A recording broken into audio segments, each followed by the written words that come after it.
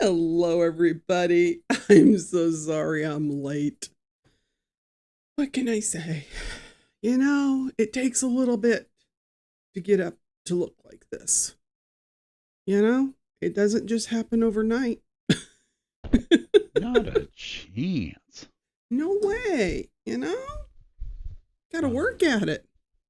Why is this thing? I'm not like you guys that, you know, Hey, wait a minute now. just get right on air and looking good. As women, we got to do stuff to make it look all like it's happening. Hey, Sarah, Matt, Fala, Pammy's here. Love it. Thank you guys for showing up. We're going to have a fun one tonight because we're going to talk about the New England serial killer.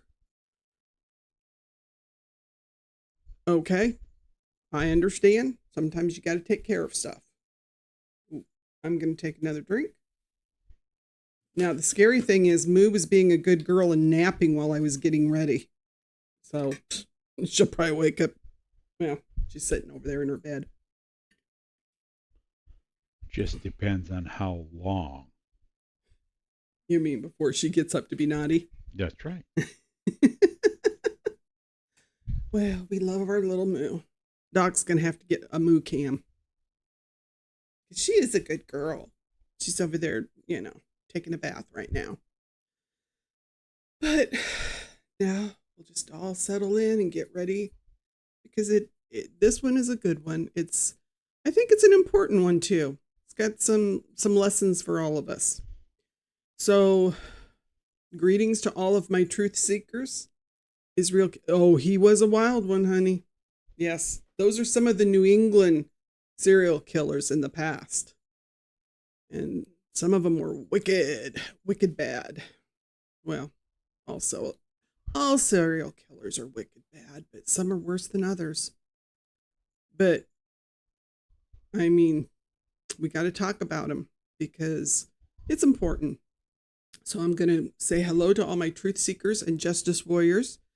I'm your storyteller. I'm going to navigate you through these murky waters where social media meets criminal investigation. And my ride or die Doc is here as we dive into the case that's gripping New England. He's riding shotgun, right, Doc? Hello. He's always so happy. He's an awesome dude. I won the lottery with him. What can I say? Got company with their 2 pups getting ready to leave. Tell them to sit down and join us. More people can come to the party. But New England has 13 or 14 bodies, depending on how they get counted right now. There are 3 states, 70,000 amateur detectives on Facebook are spinning theories faster than law enforcement can debunk them. Okay? They even had to change their name on the Facebook page.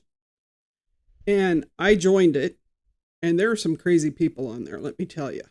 There's a few that might need to be checked to see if they're a serial killer or two. But from the woods of Connecticut to the bike paths of Massachusetts, from the quiet towns of Rhode Island to viral, these theories coming at you. We're going to be witnessing something really unprecedented here, you guys. It's not just multiple deaths, but the birth of a modern legend. The digital age legend that has convinced everyone from college students to grandmothers that a killer is stalking New England. And here's where it gets interesting. What happens when the internet decides there's a serial killer, but the evidence doesn't tell the same story? What happened when 70,000 people in a Facebook group became convinced they can solve what seasoned detectives say isn't even connected? So buckle up. We're diving into that space where true crime meets digital hysteria, where every coincidence becomes a clue, every theory will get amplified, and the truth gets buried under an avalanche of speculation. Now, this isn't just about bodies found in the woods. This is how we process fear. This is how sometimes the scariest stories are the ones we tell ourselves. And here's the thing. When you look at the facts, instead of fear-mongering, a completely different picture emerges. The numbers everybody is screaming about. 14 bodies found across Massachusetts. Hey, Sarah, glad you made it back, sweetheart. We're just getting going. So we have 14 bodies across Massachusetts, Connecticut, and Rhode Island since March of 2025. Now, geographic spread within 70 to 115 mile radius. So that does sound suspicious. Social media groups like the New England SK gained millions of followers. Communities are in genuine panic in New England. But here's what the panic merchants don't want you to know. Half of these cases have perfectly logical explanations, you guys. And it does not fit this serial killer narrative at all. So let's go into the cases. Here's one of the cases. He was actually body number 12. And there's a map up there that shows you where all 14 bodies were located. Body 12, Stephan Myers. This wasn't a serial killer. Stephan Myers was 39 years old from Falmouth, Massachusetts, and he was found shot to death on May 1st, 2025, behind the Bristol Plymouth Regional Technical School in Taunton, Massachusetts. Single gunshot wound. They've arrested the person. David Jones, 39, of Roxbury. And he's been charged with murder and carrying a firearm without a license. Let's see. And had to get Doc to move that slide for us. Okay. So murder, and doesn't he look like a dream, this dude? A little spooky. Murder and carrying a firearm without a license. He's held without bail, which thank goodness, and he's pleaded not guilty. His hearing will be July 18th for a probable cause hearing. Okay? So the initial fears of serial killers caused panic in Taunton area. Resident Maddie said, and I'm not going to pronounce that poor woman's last name because I will butcher it. But at first she said, I thought it was a construction accident because behind the school, they were doing construction. Then the serial killer rumors started, and finding out he's arrested puts me at ease. So she was scared. So target murder with perpetrator in custody, zero connection to a serial killer with this case. Okay, so we can take one of them away. Now, the next one is Suzanne Wormser. And this one, I couldn't even find a picture of her. I don't know why the poor woman has no picture. But she was 58 years old. Now, she had Turner syndrome. And this makes her physically vulnerable because the average height for someone with Turner syndrome is 5'8". Okay? And they do have some medical issues. And she was found dismembered in a suitcase near Groton, Connecticut cemetery. This one really got people going because they had lost their minds when they heard this case, because in the suitcase, they found parts of her. Okay. Donald Coffel, 68, was her roommate. He had terminal bone cancer and pancreatic cancer. His criminal history goes back to the 1970s. And the other gentleman in the picture was a friend or a neighbor who would give this man, Donald, a ride. Well, the last time he gave him some rides, it was with suitcases that smelled funny. So when this came out, this gentleman stepped forward and went to the cops. So they got him in there, and Donald confessed. He said, all right, man, I did it. I hit her in the head with a baseball bat. Hey, therapist, glad to see you, darling. So the online sleuths kept claiming he was too sick to commit the crime. But when the police let the evidence speak for itself, in the apartment, they found a bloody baseball bat with hair, blood throughout the apartment, decomposition order, a handsaw under the kitchen sink. But why did he do it? $200 worth of stolen crack cocaine. Yep. Cancer doesn't give you an alibi. Rage and adrenaline can make anybody capable of violence, you guys. And the evidence was overwhelming because he said his pain was so bad that that's what he used the drugs for, and she had taken it and he wanted it back. So he deleted her violently. And then while he was in custody, May 2025, before his trial, he died. So there's no justice there. But we have an answer, not related to a serial killer. Okay, let's find another case. This is Denise Leary. Now, Denise was 59 years old. She's been missing since September of 2024, you guys.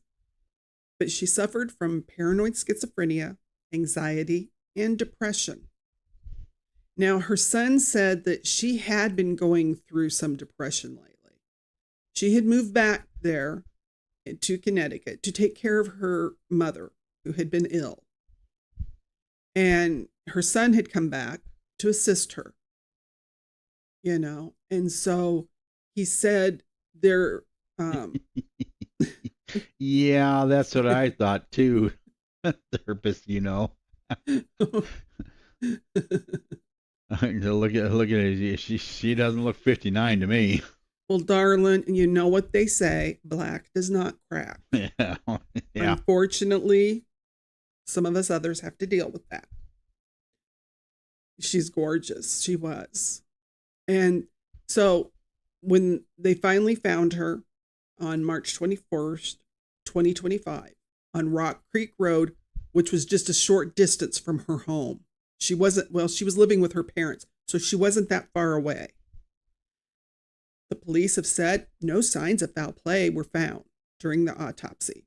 The cause of death is undetermined because she'd been missing since September of 2024 and wasn't found until March 21st. Okay, so they really couldn't come up with what actually caused her death. But they said there wasn't any indication of any criminality. They said her son had told them that before she left, she had come to him one night and told him to turn off her location finder on her cell phone because she was going out on a date. And he thought that was odd. So he actually tried to look out the window as she left because he wanted to know who she was getting picked up by. He never could find the person. He didn't see who it was that picked his mom up. So, that was a concern. So she could have been secretly dating someone. The police, when she disappeared, they did dozens of search with canine units. They had the drones out. They did digital forensics. They did a financial investigation into her. There was nationwide missing persons alerts. But the tragic death of a vulnerable woman with a mental health issue, it doesn't sound like it's murder. I mean, they found her cell phone behind a neighbor's house. Her bedroom door was locked from the inside. And so her son called the paramedics thinking something had happened to his mom. They broke down the door and found a cable tied to where she had lowered herself to the ground. So she had gone out the window and left. Okay. So not a serial killer because she was found right in the neighborhood. Now, this is Eric Wein. And this gentleman was 31 years old. He was reported missing on April 18th of 2025. Pammy. Oh, Sarah. I'm sorry, Zane. They're right. I mean, but you'd probably look at me and think I'm a old curmudgeon, so. You're my curmudgeon. That's all that counts. It's okay, Pammy. I think Doc agrees with you on that one. But so he was reported missing on April 18th. But his vehicle was found on April 10th on Ocean Avenue, there in Massachusetts. But his body was found in Seekonk River on April 20th. I'm going to tell you right now, people, I'm probably getting some of these names of the rivers and the areas wrong. So, Matt, you're from the area in New England. You'll know. Matt, my professional medical opinion, I agree with Sarah and Pam. Okay. Sorry, Eric. But on April 20th, a human leg bone washed ashore near Taylor Swift's house. And they said that no foul play was suspected. So I don't know if they think perhaps after he left his car, he jumped in the water, fell in the water by accident, but doesn't sound like a serial killer. Okay. Our next case, now this is Samuel Stovall. This was a homeless man. And this is sad. He was 51. His family said he was a martial arts expert. He was very loved. He had children and a wife, but he was homeless because he had some problems. And he was found in Mill River, Taunton on April 25th with advanced decomposition. But they said the death was not suspicious. They said likely an accidental drowning or he had done something. It sounds to me like more it could have been an accidental drowning, but no serial killer. Okay. So we've gone through 5 cases of the 14, and so far we're good. Now, the next one is Mary Costando, I think. I don't know. Poor woman. Colasanto. Thank you, Doc. He keeps me honest here with my names. She was 72, and Mary was from Glastonbury, and she was reported missing, and she was found in the Connecticut River near Rocky Hill on April 27th. It is being investigated by the police, but is a missing persons case. So I couldn't find anything that said if they think something happened to her, that someone did something to her, or if it was something that perhaps she fell. I don't know. They're not saying with this case. But she was 72, so she was the oldest of these 14. So far we've had, a black homeless man in his 50s. We've had a white man in his 30s. We have a white woman who's 72. And we've had, excuse me, guys. I'm trying to think of what the, yes. The one woman the black woman that was 59. So far, there's no pattern here. We have the gentleman that killed his 58-year-old roommate, and I'm not sure what her race was, because usually we know with a serial killer, they're going to have a pattern of some sort. I just don't see him being a serial killer, No. Yeah, Matt, you're right. Swimming lessons may have helped, because sometimes older people don't take swimming lessons, and that can be a problem. So of those that we've gone over, we've got 6. None of them really follow any kind of a pattern. And all of them have pretty much been solved except for the older woman, Mary. So our case, the next one. Case 7. Now, I don't have a picture for this one. I'm not even going to say her full name. Her name was Michelle. She was 56, and she was found on March 26 of 2025. She was missing from Warwick, Rhode Island since August of 2024. The reason we're not mentioning her full name and who she is because the family has asked people to stop posting her picture and connecting her to a serial killer. They have faith in the Rhode Island police. That makes me think that they know who may have harmed her. And so they want people to take her picture down, And so the picture that's showing, that's not her. So just so you guys know, no, this is not Michelle. This is the next person. Michelle, I refuse to put her picture up because her family has asked us to stop posting pictures. And I even on the Facebook page, I let them know, because I posted the family's response saying they don't want her mentioned, her name and her picture. So that case, that was not, number 7. I think they have a feeling of who it is. So not a serial killer. Now this young lady, she's the latest one that was found. She's only 21. Her name was Adriana Suazo, and she was found up in Milton, Massachusetts. Her family insists she would have never been in Milton. She was around from the Boston area mostly. They said there was no obvious trauma to the body. Her last contact was actually on May 29th when she talked to her sister. And then she was found on June 1st, in a wooded area. The family believes someone brought her there. So that is a suspicious one. But it's one case. Young black female. Very pretty young girl, too. The next one, I have no picture of Jasmine Wilkie.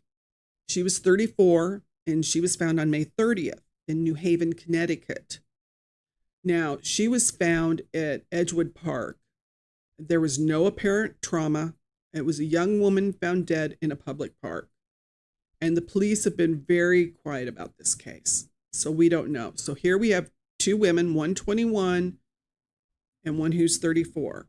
Now, because I can't find a picture, there's no race or nationality. So we have 2 women that it's a little suspicious what's going on. Our next woman is Meggan Meredith.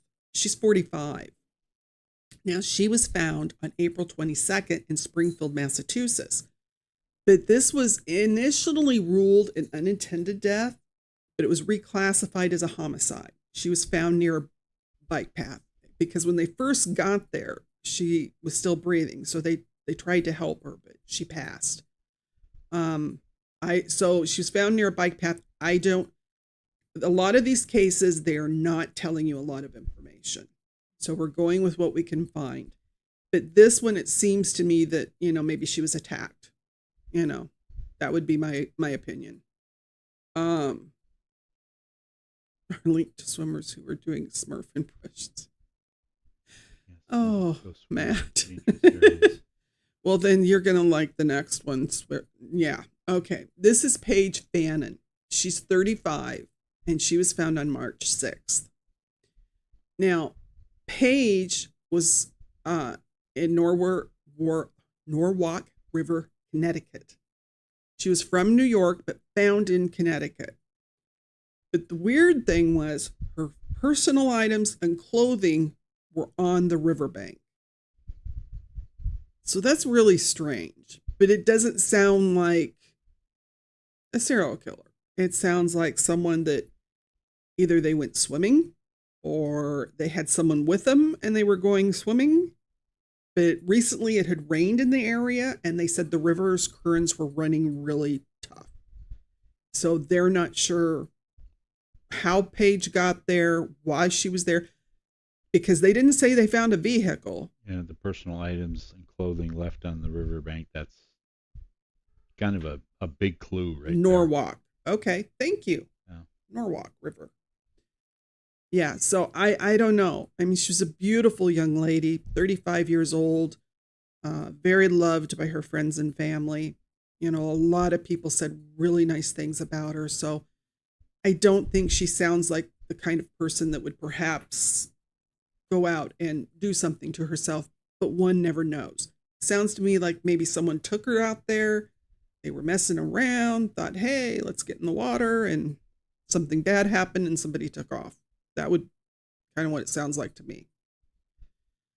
Now, the next couple of cases actually are just unidentified remains. Okay. There was in Plymouth, Massachusetts on March 6th when they found Paige.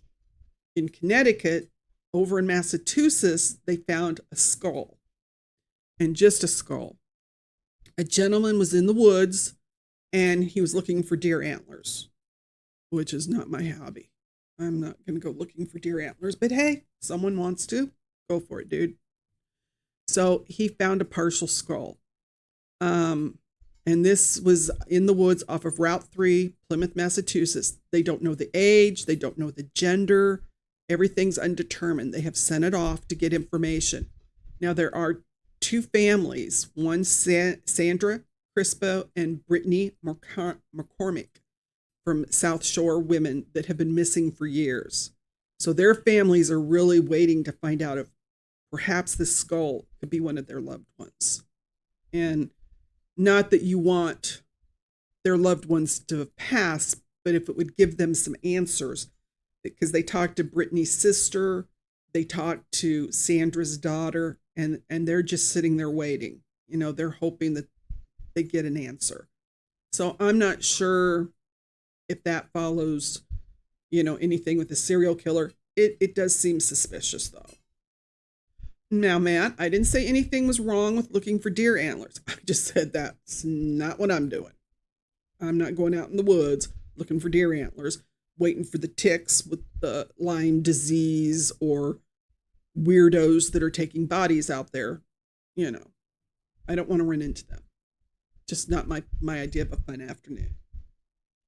Now, the next one was a gentleman that they actually have only pretty much found a leg. Okay.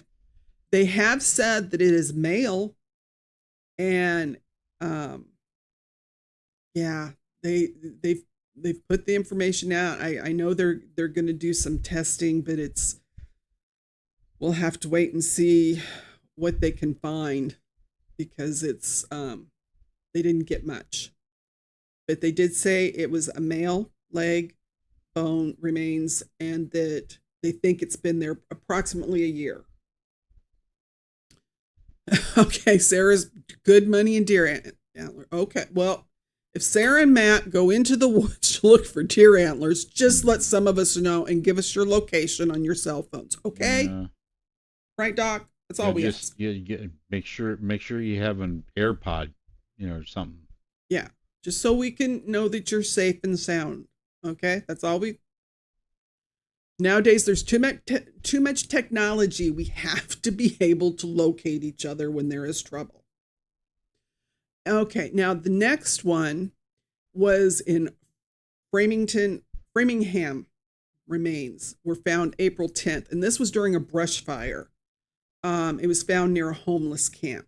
So the police have kind of taken this one off of the list because they feel like more than likely this was a homeless person. And of course, they've sent that in to be identified. Can't give away location. Okay, I'm not a poacher. You can give your location to people you trust. There has to be people you trust, Matt. Yeah, there are a lot of people that are raised in the woods that know what they were doing and still meet with accidents. Okay, behave, you two. We're going to put you in the naughty corner, but not together. You'd enjoy it too much. Okay. Now, New England SK is one of the Facebook groups with millions of followers. There's the Springfield SK Facebook group who's gained 20 million followers in days. They have wild theories like rich brat hunting people, fake census worker, law enforcement's response, Connecticut State Police, no information suggesting connections. The FBI, no evidence is supporting serial killer theory. The Hampton DA, Golini, he said no need for heightened concern. So 8 of the 15 cases have logical explanations. We have two solved murders, different perpetrators here.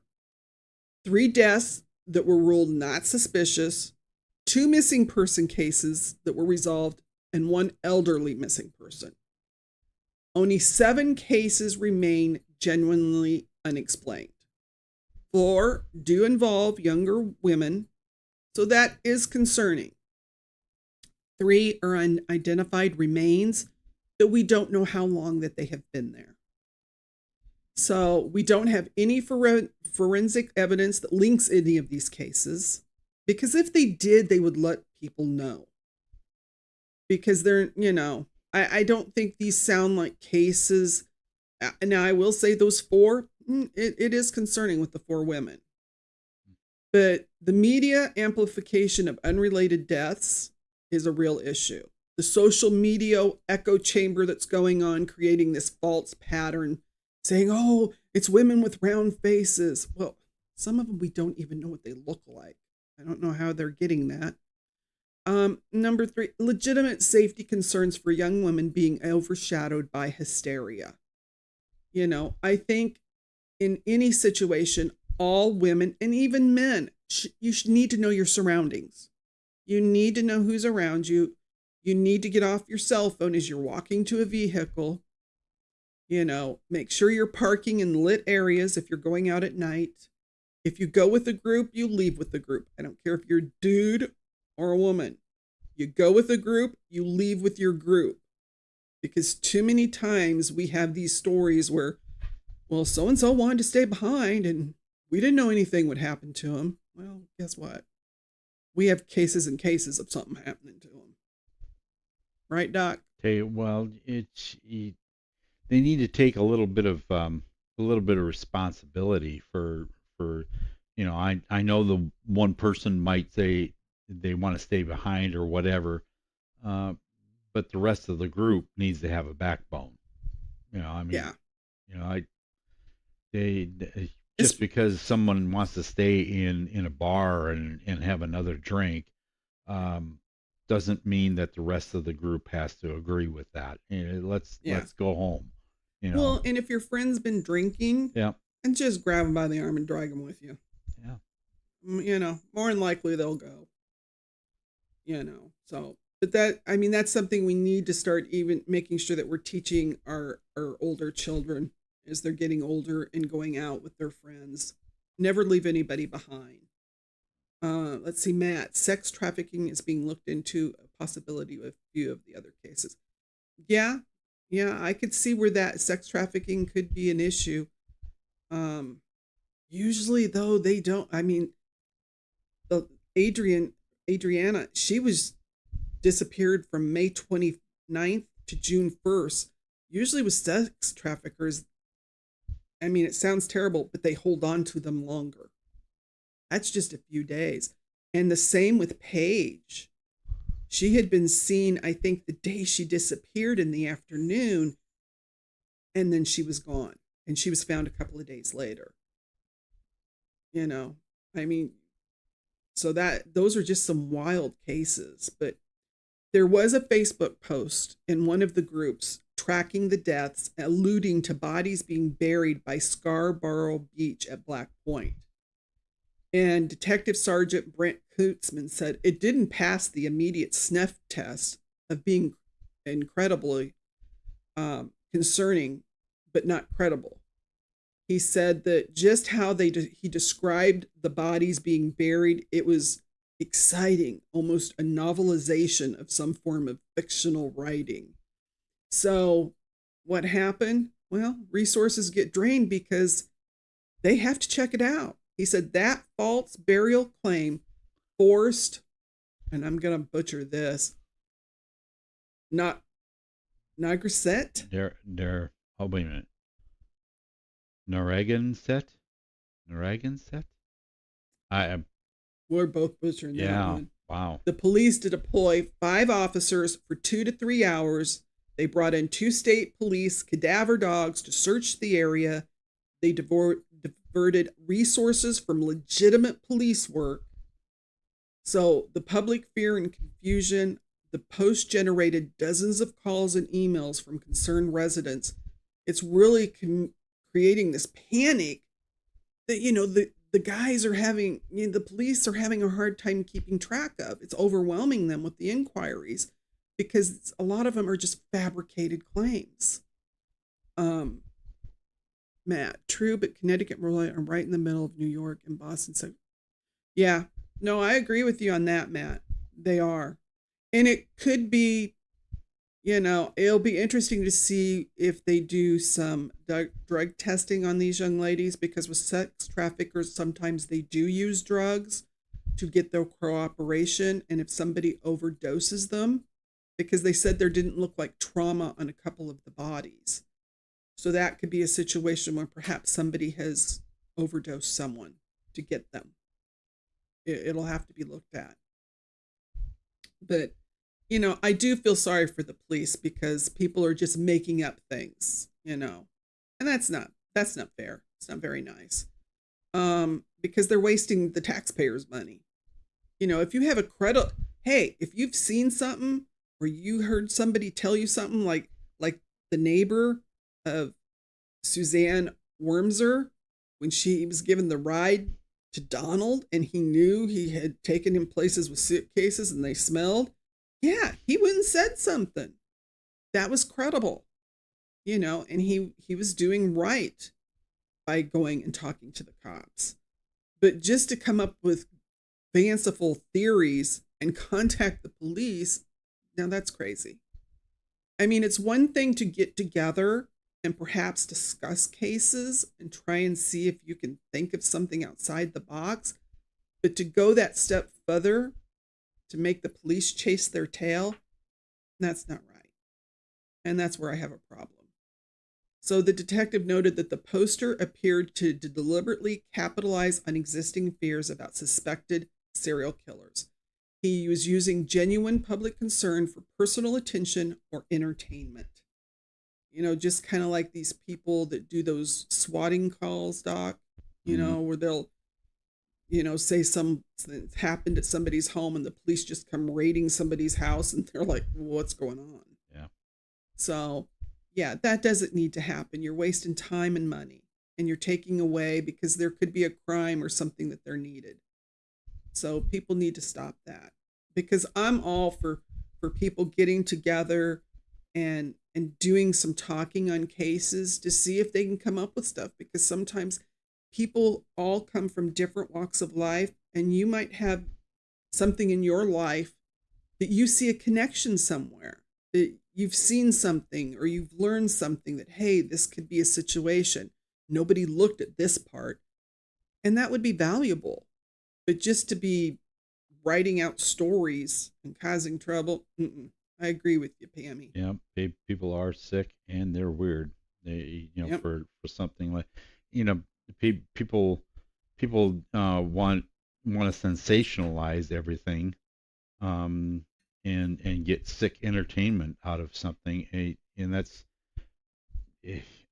that social media is just breeds that kind of mentality. So, Well, because I think the situation, we all are interested in true crime, but we're interested in it because we want to help. We don't want to make up stories. We want to see if we can help.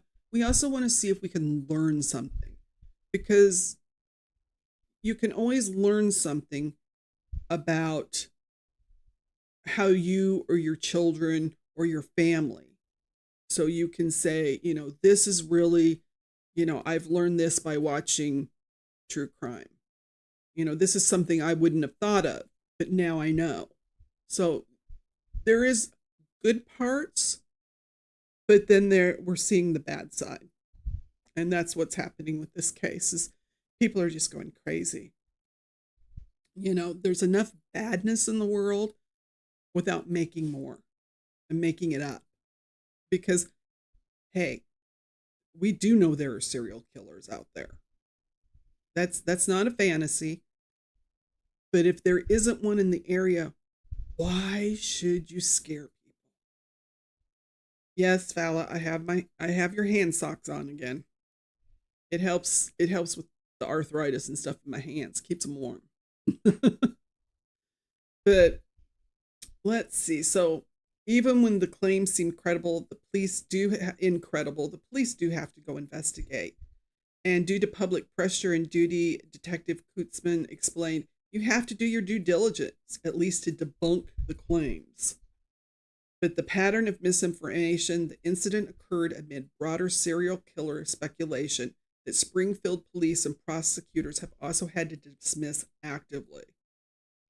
Showing how the false narratives can spread across multiple jurisdictions, because they've got Connecticut, Rhode Island, and Massachusetts. People are going crazy.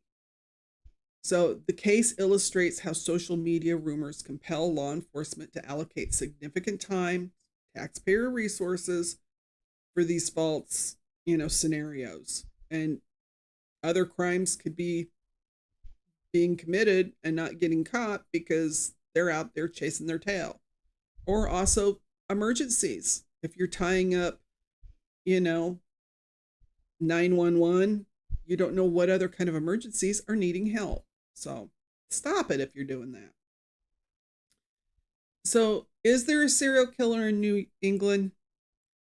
Based on the evidence that we've gone over tonight, I wouldn't rule it out, but I don't know how likely I am leaning toward it either. There are 4 cases with the 4 women that are concerning. Is it a serial killer? I don't know. Like Matt brought up, could it be sex trafficking? Could they be giving the women too much, drugs to get them to cooperate? We don't know.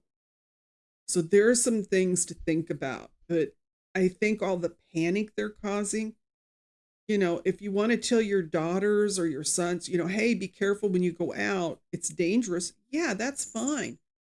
But to put people into panic, you don't need to be doing that. So, but there are some concerning unexplained deaths that deserve attention. And I'm sure the police are going to be on these cases, and we'll watch to see if something comes out of them. Let's hope that some of these remains that were found might answer some people that have missing loved ones. There are 3 cases that they've sent for further testing. But is social media panic helping solve these cases? No. They're just causing more. So the real tragedy here is the sensationalized theories and misinformation. They're drowning out legitimate concerns about young women's safety. Law enforcement is doing their job. Let them do it. We don't need to spread any fear. If I really thought there was a serial killer out there, I'd say so. But I'm just not quite seeing it. And so we need to support the families of the actual unsolved cases, because they want answers for their loved ones. Paige, Adriana, Jasmine, these women were loved. They have people that love them dearly. So their families need support. Like Michelle's family finally said, please stop putting her picture out there. Quit talking about it. So we're not doing it, Unfortunately, it's kind of like the little boy who cried wolf, and everybody's jumping on the bandwagon. Exactly. It's just Moo's trying to get to the microphone. She wants to be petted. My sweet little Moo. Oh, she's purring. Come here, Moo. Purr into the microphone. Can you come purr right here? Come here. Come here, Moo. I don't know if you guys can hear that. Can you talk? She's gonna rub up on it. Matt, I don't think it's a serial killer. I tend to believe it's a group or organization that's involved in illicit activity. I agree, Matt. I would go with that theory also. I totally agree with that theory. So I don't think we've got a serial killer here. I think we've just got some really bad dudes that are up to no good, that are harming women. Because some of these cases were men that didn't fit the age group. Mm-hmm. So, let's support the families. We want to make sure that they do get thorough investigations of these suspicious deaths. So we're not going to spread misinformation because it doesn't help anybody. But stay vigilant and stay safe. But for the love of justice, we got to stay rational on this one. And I enjoy what your thoughts too. And that's why on our Discord server, hey, I'm slowly putting in some cold cases, and some of them are old, and part of it is going and looking for missing persons, reports to see if you can find tattoos that match up or information, because not all police stations, unfortunately, have the money to do the DNA testing. But sometimes if you can get a similar person or a match, then perhaps, they can try and find grants. Some of them have been able to get grants to do the DNA testing. But let's do our missing people. This is David Strobacon. He's missing since May 5th. And they're really concerned about David. He's missing from St. Paul, Minnesota. He's 41. He's Native American, brown eyes, brown hair. He's 6 foot, 120 pounds. He has a faded eagle tattoo on the hand and had 8 fingers amputated in March due to frostbite. So he was last seen at the Taco House on Cesar Chavez and Humboldt Avenue in St. Paul. He is known to travel to Duluth or Jiminy in Minneapolis. Don't know if I said that one right. Bemidji. I don't know. I haven't seen that before either. Never been there. So if you have any information about David, contact the St. Paul Police Department at 651-291-1111. The case number is 250-88555. Let's hope they can get David home. She's sitting here playing with the tack. She's dropping it in bad little mood. So our next person is Alexandria Alarica Isherwood. She's been missing since May 3rd of 2025. She's from Oklahoma City. She's 28, female, indigenous. She's from the Choctaw tribe, dark brown eyes, dark brown hair, 4'7". Hold it. That height was not right. 4'1". I don't know where that came. I must have did a typo. 130 pounds. She has a tattoo under her right eye and a pink or red Day of the Dead skull on her left forearm. She was last seen on Northeast 16th Street in Oklahoma City. So if anyone has any information about Alexandria Alarica Isherwood, contact Oklahoma City Police Department at 405-297-1000 or Melanie Fish at 405-719-5600. The case number is 25-004-0051. And our last missing person is John Padwick. I'm not saying that right. Paquette, I believe. Paquette. Okay, from Fort McMurphy, Alberta, Canada. They're asking for everybody's help to locate a 51-year-old John Lawrence. He has brown eyes, brown hair, 5'7", and he weighs 172. He was last seen on March 26th of 2025 in Fort McMurray, Alberta. So he's from Canada. That could be Pequay. Okay. So. Hey, you got me. You know me. I had a hard enough time learning your last name. Hey, it's no joke. I did. Why do you think all my friends kept coming up and asking you what your last name was? Oh. So I could stand there like an idiot and listen. But for John, contact the Wood Buffalo RCMP at 780-788-4040. If you notice suspicious activity or a crime occurring, hey, you got to call those local cops. Crime Stoppers is 1-800-222-8477 if you want to be anonymous. Now, they updated the Navajo Nation's missing persons poster, and the Window Rock, Arizona, the Navajo Police Department has updated it. There are now 68 individuals in the Navajo Nation that are currently missing, with some missing since the 1970s, including 17 females and 51 males. Learned that from Thursday night, that more men are missing even in the Native community than the women. So anyone that has any information, call the Navajo Police Department at 686-8563 or email tips to well, Doc will put that in the description. Yep. But yeah, so that's out of 68 of these cases, 40 are assigned to the Navajo Police Department Missing Persons Unit, 28 are assigned to the Navajo Nation Department of Criminal Investigations, the Bureau of Indian Affairs, or the FBI. So, what do you think, Trial Junkies, with this serial killer? Overblown panic or legitimate concerns? What do y'all think? I mean, I'm going with Matt. I think it's more of a group that's organized to do bad stuff. I'm not thinking serial killer. I don't think it's unrelated. I think, but people. Let's get real. With the time that we're living in and everything.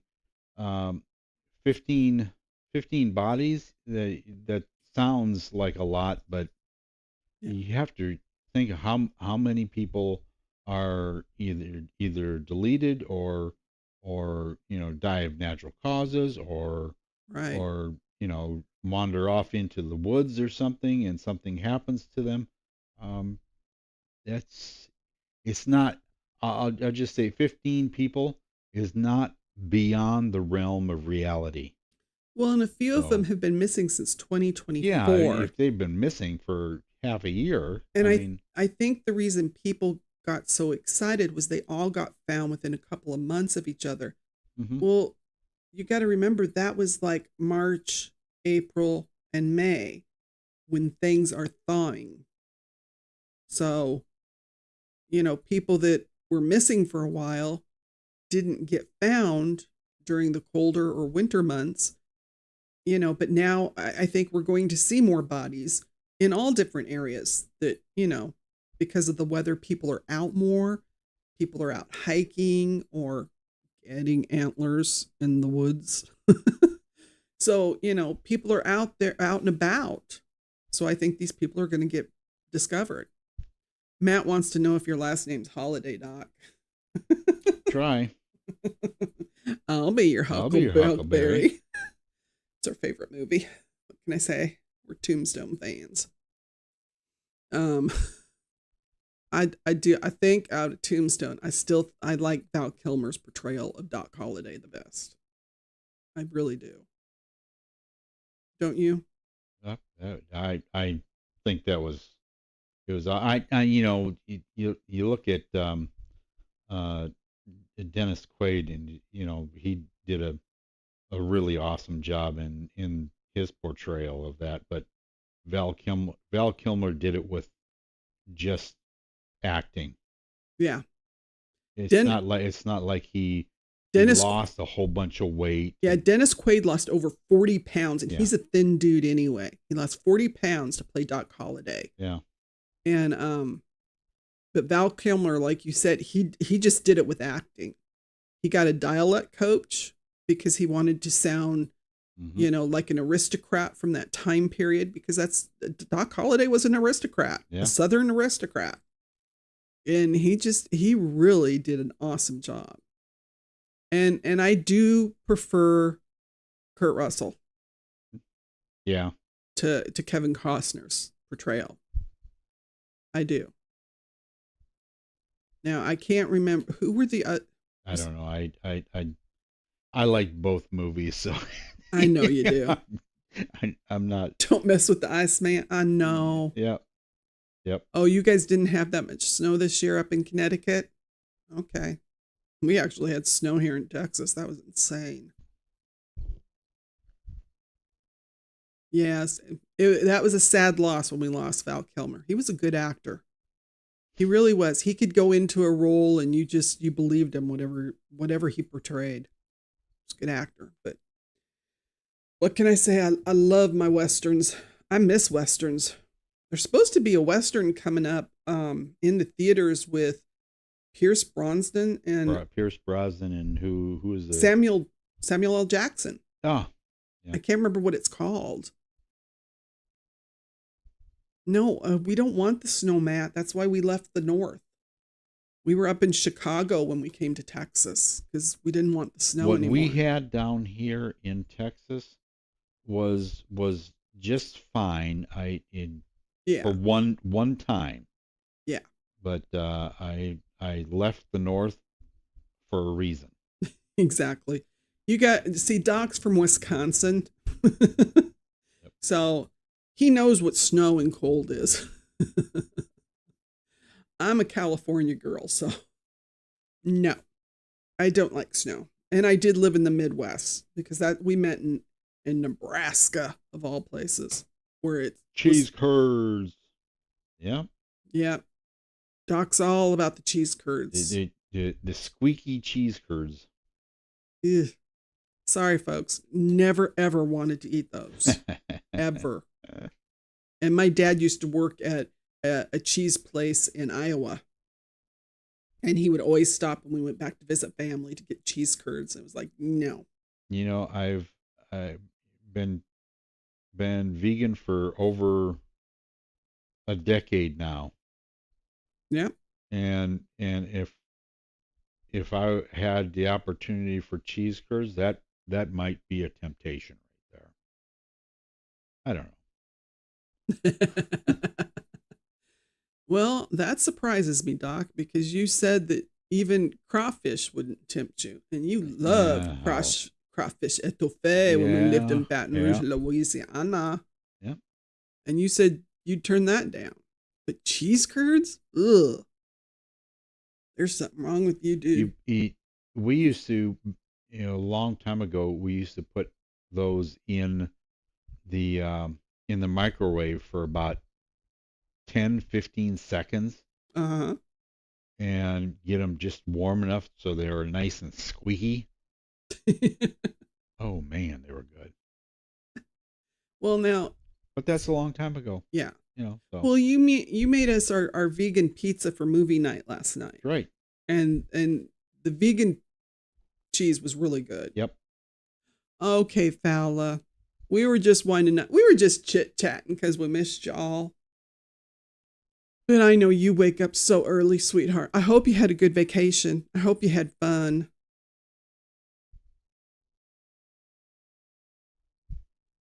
Oh, I'm sorry, Fowla.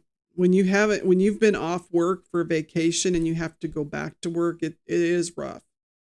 Because then you realize you need a vacation from your vacation.